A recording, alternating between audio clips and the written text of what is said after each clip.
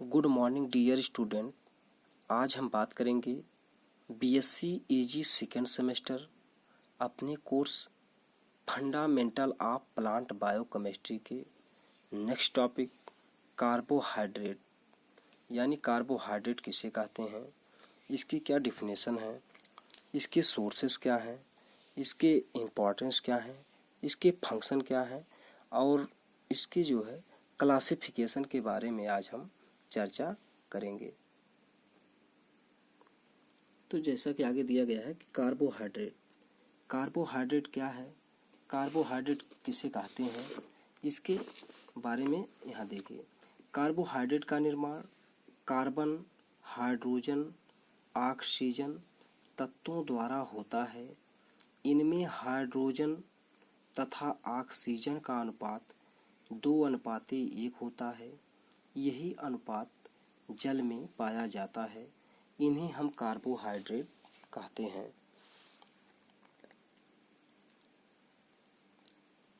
Carbohydrate के अंतर्गत आने वाले शर्करा, स्टार्च तथा सेलुलोज इत्यादि ऊर्जा, संचित खाद्य पदार्थ एवं संरचनात्मक इकाई के रूप में उपयोगी पदार्थ हैं। तो आगे कार्बोहाइड्रेट की डिफिनेशन दिए गए हैं। कार्बोहाइड्रेट कार्बन, हाइड्रोजन, ऑक्सीजन से बने कंपाउंड यानी यौगिक जिनमें हाइड्रोजन व ऑक्सीजन का अनुपात 2:1 होता है, उन्हें हम कार्बोहाइड्रेट कहते हैं। दूसरा डिफिनेशन है कार्बोहाइड्रेट ध्रुवण, घूर्णक, पॉलीहाइड्रॉक्सी एल्डिहाइड या कीटोन होते हैं अथवा वे पदार्थ जो जल अपघटन पर पॉलीहाइड्रॉक्सी एल्डिहाइड या कीटोन देते हैं, उन्हें कार्बोहाइड्रेट कहते हैं। एग्जाम्पल में ग्लूकोज, क्योंकि इसमें एक पेंटाहाइड्रॉक्सी एल्डिहाइड तथा एक कीटोन समूह होते हैं, इसलिए इन्हें कार्बोहाइड्रेट कहा जाता है।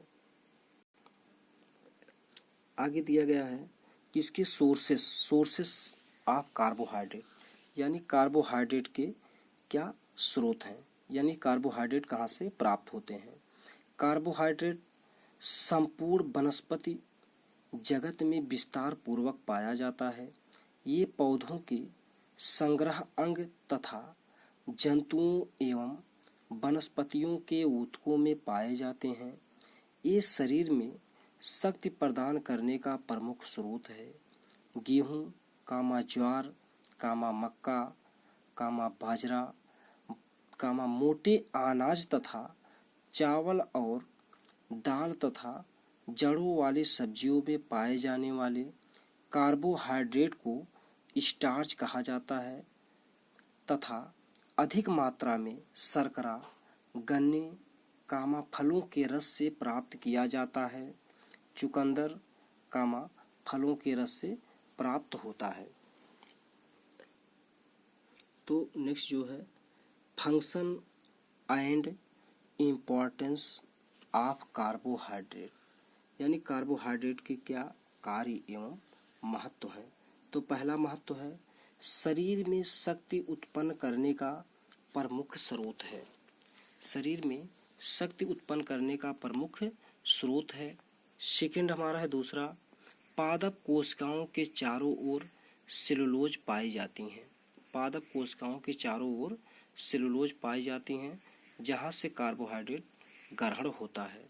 थर्ड है जंतुओं तथा पौधों में भोजन ग्लाइकोजन तथा स्टार्च के रूप में संग्रहित होता है, यानी जंतुओं तथा पौधों में भोजन ग्लाइकोजन तथा स्टार्च के रूप में संग्रहित होता है। चौथा यानी फोर्थ, फलों से प्राप्त कार्बोहाइड्रेट स्वास्थ्य के लिए लाभदायक होता है, यानी फलों के जो जूस प्राप्त होते हैं ये कार्बोहाइड्रेट के रूप में बीमारियों में अधिक लाभदायक होते हैं। पांचवा है यानी 5, इसका उपयोग वस्त्र निर्माण, फर्नीचर, छपाई, फोटोग्राफी आदि में किया जाता है। यानी उद्योगों में इनका निर्माण किया जाता है, इनका उपयोग किया जाता है। तो आगे बात करेंगे कि क्लासिफिकेशन ऑफ कार्बोहाइड्रेट। कार्बोहाइड्रेट की क्या वर्गीकरण है। तो कार्बोहाइड्रेट को 2 भागों में बांटा गया है, शुगर, दूसरा नॉन शुगर। तो शुगर को गुण एवं विलेयता एवं स्वाद के आधार पर 2 भागों में बांटा गया है, मोनोसैकराइड और दूसरा ओलिगोसैकराइड। तो मोनोसैकराइड, दूसरा ओलिगोसैकराइड। तो मोनोसैकराइड के जल अपघटन से ग्लूकोज के एक अणु प्राप्त होते हैं, यानी ग्लूकोज, फ्रक्टोज और गैलेक्टोज के एक अणु प्राप्त होते हैं। इनके जल अपघटन से एक अणु प्राप्त होते हैं, क्योंकि मोनोसैकराइड का जल अपघटन नहीं किया जा सकता है, क्योंकि ये सबसे सरल कार्बोहाइड्रेट होते हैं। दूसरा जो है ओलिगोसैकराइड। ओलिगोसैकराइड को जो है 3 उपसमूहों में रखा गया है। पहला है डाइसैकराइड, दूसरा ट्राइसैकराइड, तीसरा टेट्रासैकराइड। तो डाइसैकराइड के जल अपघटन से मोनोसैकराइड के 2 अणु प्राप्त होते हैं। एग्जाम्पल में जैसे सुक्रोज है, मल्टोज है, लैक्टोज, ये जो है डाइसैकराइड है। इनके जल अपघटन से मोनोसैकराइड के 2 अणु प्राप्त होते हैं। सेकेंड है ट्राइसैकेराइड। ट्राइसैकेराइड के जल अपघटन से मोनोसैकेराइड के 2 से 10 तक अणुओं का निर्माण होता है, यानी 2 से 10 तक, यानी 2, 3, 4 हो सकते हैं। ट्राइसैकेराइड में 2 से 3 अणु मान लेते हैं। तो इस प्रकार से जो है आपका है रेफिनोज, है। तीसरा जो है टेट्रासैकेराइड, यानी 1 से 4 अणु प्राप्त होते हैं, यानी ग्लूकोज के 1 से 4 अणु प्राप्त होते हैं। इसमें एग्जाम्पल में है स्टिकियोज। स्टिकियोज एक शर्करा है जिसके जल अपघटन से मोनोसैकराइड के 4 अणु प्राप्त होते हैं। तो क्लासिफिकेशन ऑफ कार्बोहाइड्रेट का विस्तार पूर्वक वर्णन आगे किया गया है। तो कार्बोहाइड्रेट को गुण एवं विलेयता के आधार पर 2 भागों में बांटा गया है, शुगर और सेकंड जो है नॉन शुगर, यानी फर्स्ट शुगर है, सेकंड जो है नॉन शुगर है। तो शुगर में शुगर यानी शर्करा, अशर्करा। तो शर्कराएं सरल कार्बोहाइड्रेट कहलाती हैं। ये रंगहीन, रवेदार, मीठे स्वाद वाली एवं जल विलेय होती हैं, जैसे ribose, glucose, fructose, sucrose, lactose आदि। यानी शर्करा जो होते हैं ये सरल कार्बोहाइड्रेट कहलाती हैं। ये रंगहीन, रवेदार, मीठे स्वाद वाली एवं जल विलेय होती हैं। ग्लूकोज, फ्रक्टोज, सुक्रोज, लैक्टोज आदि। शर्कराओं को पुनः 2 भागों में बांटा गया है, तो मोनोसैकराइड और सेकंड जो है ओलिगोसैकराइड। तो मोनोसैकराइड फर्स्ट जो मोनोसैकराइड सबसे सरल प्रकार का कार्बोहाइड्रेट है। इसका अणु कार्बोहाइड्रेट में सबसे छोटा होता है, क्योंकि इनका जल अपघटन नहीं किया जा सकता है तथा इससे ही कार्बोहाइड्रेट के बड़े अणुओं का निर्माण होता है, जैसे ग्लूकोज, फ्रुक्टोज को मिला करके सुक्रोज का निर्माण होता है, और इन्हें अधिक सरलतम रूप में जल अपघटित नहीं किया जा सकता है। एग्जाम्पल में जैसे दिया गया आपका है ग्लूकोज C6H12O6, फ्रुक्टोज C6H12O6।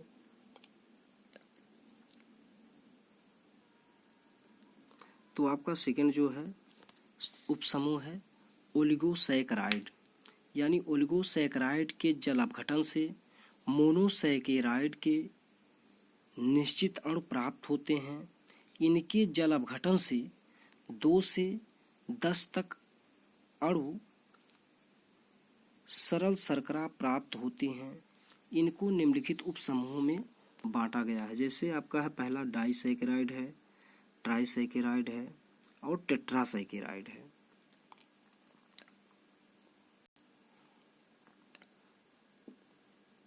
तो आपका दिया है डाइसैकेराइड। डाइसैकेराइड के जल अपघटन से मोनोसैकेराइड के 2 अणु प्राप्त होते हैं। इनका समान सूत्र C12H22O11 होते हैं। एग्जाम्पल में लैक्टोज, मल्टोज, सुक्रोज आदि। तो C12H22O11 यानी सुक्रोज का सूत्र है और जल अपघटन करने पर H2SO4 के साथ है तो ग्लूकोज और फ्रुक्टोज अणु प्राप्त हो रहा है। यानी सुक्रोज के जल अपघटन से ग्लूकोज और फ्रक्टोज के अणु प्राप्त हो रहे हैं। सेकंड है ट्राइसैकेराइड। ट्राइसैकेराइड के जल अपघटन से मोनोसैकेराइड के 3 अणु प्राप्त होते हैं। इनका समान सूत्र C18H32O16 होता है। एग्जाम्पल में रेफिनोज आदि यानी C18H32O16 ये रेफिनोज का सूत्र है और इनका जल अपघटन करने पर ग्लूकोज, फ्रुक्टोज और गैलेक्टोज प्राप्त हो रहा है। यानी मोनोसैकेराइड के 3 अणु प्राप्त हो रहे हैं, ग्लूकोज, फ्रुक्टोज, गैलेक्टोज। थर्ड है उपसमूह टेट्रासैकेराइड। टेट्रासैकेराइड के जल अपघटन से मोनोसैकेराइड के 4 अणु प्राप्त होते हैं। इसका समान सूत्र C24H42O21 है। एग्जाम्पल में इसे कहते हैं एस्टिकियोज। ये आपका जो है एक शर्करा है। तो यानी C24H42O21 प्लस 3H2O से जल अपघटन कराने पर जो है तो ग्लूकोज, गैलेक्टोज और फ्रुक्टोज यानी 2 अणु ग्लूकोज और 1 अणु गैलेक्टोज और 1 अणु फ्रुक्टोज का प्राप्त हो रहा है। तो 1 अणु यानी एस्टिकियोज के जल अपघटन से ग्लूकोज के 2 अणु और गैलेक्टोज के 1 अणु और फ्रुक्टोज के 1 अणु प्राप्त हो रहा है और एक शर्करा हुआ। और सेकंड जो है नॉन शुगर यानी अशर्करा। ये जो है स्वाद में मीठे नहीं होते हैं। यानी पॉलीसैकेराइड जटिल कार्बोहाइड्रेट है। इसका निर्माण कई छोटे मोनोसैकेराइड के अनेक अणुओं के आपस में संयुक्त होने से होता है। इसका समान सूत्र C6H10O5 और N होता है। इसके जल अपघटन से मोनोसैकेराइड के 10 से अधिक अणु प्राप्त होते हैं। एग्जाम्पल में starch, cellulose, hemicellulose, glycogen, inulin, mucilage, pectin, gum आदि। इनका अणुभार अधिक होता है। जैसे स्टार्च का यहाँ सूत्र दिया गया है C6H10O5 N। तो NH2 से मतलब जो है जल अपघटन कराने पर ग्लूकोज अणु प्राप्त हो रहा है। तो यहाँ जो ग्लूकोज प्राप्त हो रहा है इनका अणुभार अधिक होता है। ये मोनोसैकेराइड एवं ऑलिगोसैकेराइड दोनों को मिलाकर शर्करा कहा जाता है, जबकि पॉलीसैकेराइड को नॉन शुगर कहा जाता है। बाकी डाइसैकेराइड, मोनोसैकेराइड के गुण क्या हैं, उनकी डिफिनेशन क्या है, आगे नेक्स्ट वीडियो में बताया जाएगा।